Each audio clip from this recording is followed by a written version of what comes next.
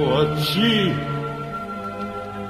Там, близо, край град София, старчи, аз видях, черно бесило, и твой един син, Българио, виси на него със страшна сила.